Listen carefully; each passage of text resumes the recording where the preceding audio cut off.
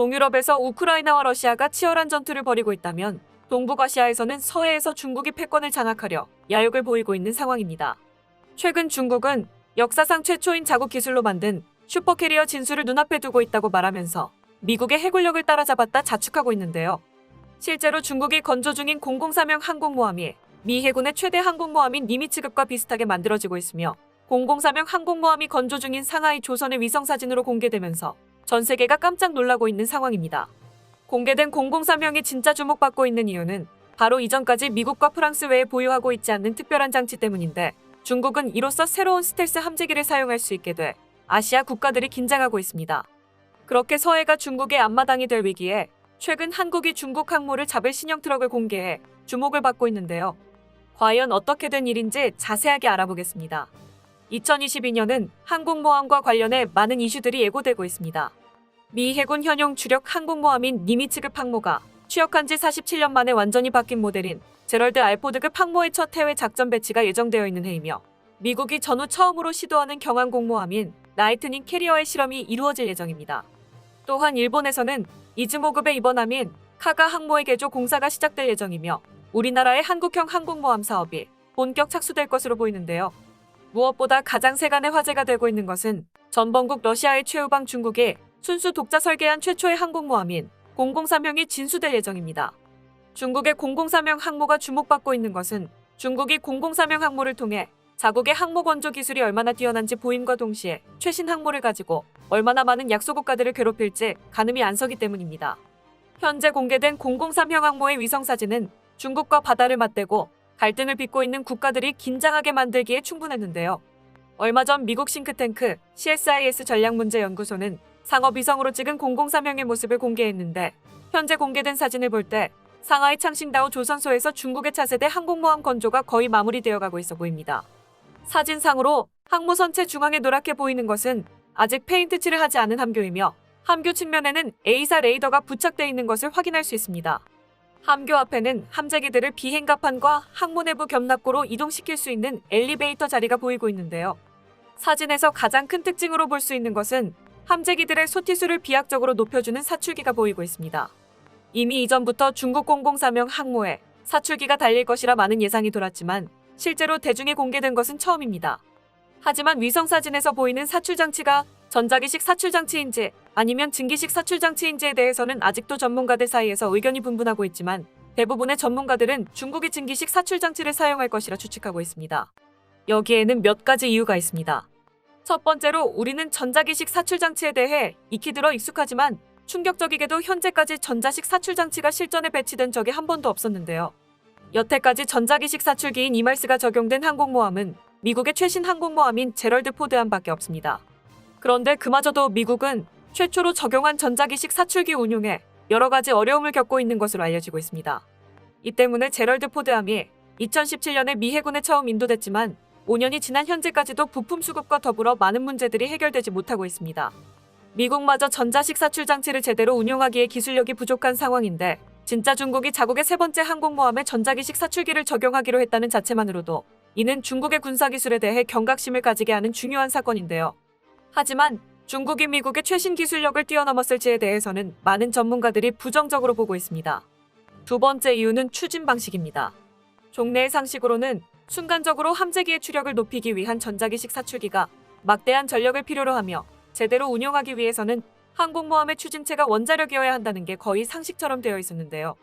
하지만 중국의 003형 항공모함은 재래식 추진 방식을 채택하면서 전자기식 사출기를 탑재하겠다고 발표했습니다. 중국의 발표는 여태껏 정립되어 온 군 전문가들의 상식을 완전히 뒤엎었습니다. 물론 중국의 발표가 아예 불가능한 것은 아닙니다. 003형 항공모함에 원자력 발전만큼의 가스터빈 발전기들을 여러 개 설치하면 가능할 것으로 보이지만 그렇게 하다 보면 항공기 운용을 위한 항공유, 탄약 적재와 정비를 위한 공간의 손실이 불가피하게 됩니다. 즉, 항공모함의 주목적인 원양 해상 작전인 만큼 원양 작전 함정에 충분한 장기간 작전 능력에 타격이 있게 되는데요. 그럼에도 불구하고 중국이 재래식 추진의 항공모함에 전자기식 사출기를 적용하기로 결정했다면 미국의 전자기식 사출기보다 훨씬 효율적인 시스템을 개발했거나 개발할 자신이 있다는 의미로 읽힐 수도 있지만 그렇게 생각하는 사람은 중국 공산당 외에는 없을 것으로 보입니다. 하지만 공공사명의 전자기식이든 증기식이든 사출기가 존재한다는 점은 변함없어 주변국으로 하여금 긴장하게 만드는 것은 사실입니다. 아실 분들은 아시겠지만 항공모함에 사출기가 탑재된다면 4가지 이점을 가지게 되는데요. 우선 함재기들의 소티 횟수에서 사출기를 갖추지 못한 함정 대비 압도적인데, 사출기 탑재로 좁은 비행갑판에 여러 개의 활주로를 만들 수 있죠. 실제로 공공사명 개념도를 봤을 때 3개의 활주로가 있는 것으로 보이는데요. 함재기들이 이륙할 수 있는 공간이 많다면 해상작전에 더 많은 항공기들을 투입시킬 수 있어 해상제 공권 장악에 도움이 됩니다. 두 번째로는 사출기를 갖추게 될 경우 함재기의 이륙 중량이 늘어나면서 무장 장착 능력도 확충됩니다. 무장이 많으면 그만큼 적을 더 많이 때릴 수 있죠. 세 번째는 동일 무장 장착 조건에서 함재기의 작전 행동 반경이 넓어지는데요. 그럼 더 넓은 해역을 감시할 수 있을 뿐더러 더 오래 작전할 수 있습니다. 마지막으로는 다양한 기종의 운용이 가능해지는데, 가령 미국의 E-2 조기 경보기는 사출기가 있어야 운용 가능합니다. 사실 항모전단에서 조기 경보기를 운용할 수 있냐와 없냐는 큰 차이가 있습니다.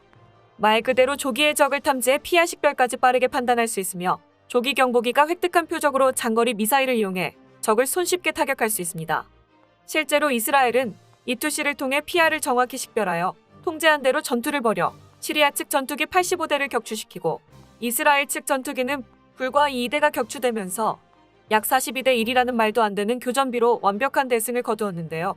이 때문에 중국도 항모에서 조기 경보기를 운용하기를 원했고, 중국의 함재형 조기 경보기인 KJ-600을 개발함과 동시에 사출기를 장착했습니다.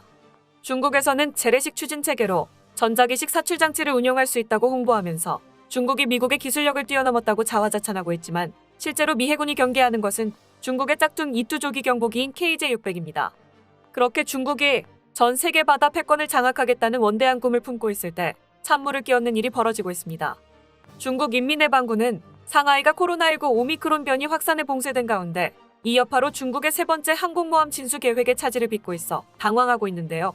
얼마 전 홍콩 사우스차이나 모닝포스트에 따르면 중국 인민해방군 해군은 지난 23일 창설 73주년을 맞은 기념식에서 중국의 세 번째 항공모함을 진수할 예정이었지만, 이미 그 시기를 놓쳤음에도 불구하고 조선소 가동이 이뤄지고 있지 않습니다.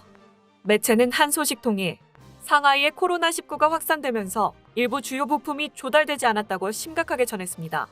코로나 사태로 상하이가 봉쇄령을 풀지 않으면 중국이 그렇게 자랑하던 초대형 항모가 물에 떠보지도 못하고 조선소에서 녹슬어 갈 가능성이 있는데요. 봉쇄령이 풀려도 문제입니다. 최근 공개한 한국의 한 트럭이 중국의 항공모함 천적으로 알려져 화제가 되고 있는데요. 현재 한국군은 해군 소속 2개의 유도탄 부대를 운용하고 있습니다. 이 부대는 트럭 탑재형 대함 미사일을 운용하고 있는 것으로 알려졌는데, 이들이 운용하는 미사일은 미국의 지상용 하푼 대함 미사일입니다. 지상용 하푼은 우크라이나군이 러시아에 강력한 모스크바함을 격침시킬 때 사용했던 넵튠 미사일과 크기와 속도, 해면을 따라 표적까지 날아가는 시스키밍 유도 방식은 비슷하고 사거리만 약간 짧은 아함속 미사일입니다. 최근 우크라이나는 한국이 보유하고 있는 것과 비슷한 트럭형 지대함 미사일을 통해 반접근 지역 거부 일명 AEAD 작전을 펼쳤고, 러시아의 자존심 모스크바함을 격퇴한 바 있는데요. 실전에서 지대함 미사일이 엄청난 성과를 거두자 전 세계가 지대함 미사일에 주목하고 있습니다. 문제는 미국의 지상용 하푼과 우크라이나의 넵튠 미사일이 최신형 전투함에게는 격추당할 가능성이 높습니다. 사실 중국이 우크라이나 사태로 지대함 미사일을 경계하고 있는 것은 사실이지만 지상용 하푼을 두려워하는 것은 아닌데요. 하푼은 한 발에 5,000톤급 전투함을 침몰시킬 수 있지만, 만재톤수가 85,000톤이나 하는 공공사명 항공모함을 침몰시키기 위해서는 이론상 9발의 하푼 미사일이 필요하며, 미사일치고는 느린 속도인 아함 속으로 날아오기 때문에 손쉽게 요격할 수 있습니다. 때문에 중국이 진짜 경계하는 한국 무기는 따로 있습니다. 바로 한국형 초음속 대함 미사일인데요. 한국형 초음속 대함 미사일은 약 1.5톤 내외의 크기를 가지고 있으며 마하3의 어마어마한 속도를 통해 사거리 300km를 자랑합니다. 국방부는 작년 처음으로 대중의 시험 발사 결과 영상을 공개했는데, 엄청나게 빠른 속도임에도 불구하고 표적을 정확하게 명중시켜 참석한 사람들의 극찬을 받았습니다. 실제로 항모킬러라는 별명을 가지고 있는 한국형 초음속 미사일은 최대 8번 방향을 변침할 수 있으며 엄청난 속도로 날아와 유격이 불가능하고, 함수나 한미에서 맞았을 경우 운동에너지만으로 한 방에 대형 항모를 침몰시킬 수 있는데요. 이는 이미 개발이 완료돼 얼마 전인 2월 28일 전력화가 이뤄졌으며 전 세계 트럭 탑재형 지대함 미사일 중 가장 강력할 것이라는 평가를 받고 있습니다. 만약 중국의 항모들이 한국 인근 해역에서 도발을 이어간다면 그 최후는 모스크바함보다도 더 비참해질 것인데요. 언제나 한국 국방에 힘쓰시는 분들께 감사의 말씀을 전하며 전 세계의 평화가 찾아와 한국의 독침이 사용되지 않기를 바랍니다. 끝까지 시청해주셔서 감사합니다. 도움이 되셨다면 좋아요를, 다른 이야기도 궁금하시면 구독을 눌러주세요.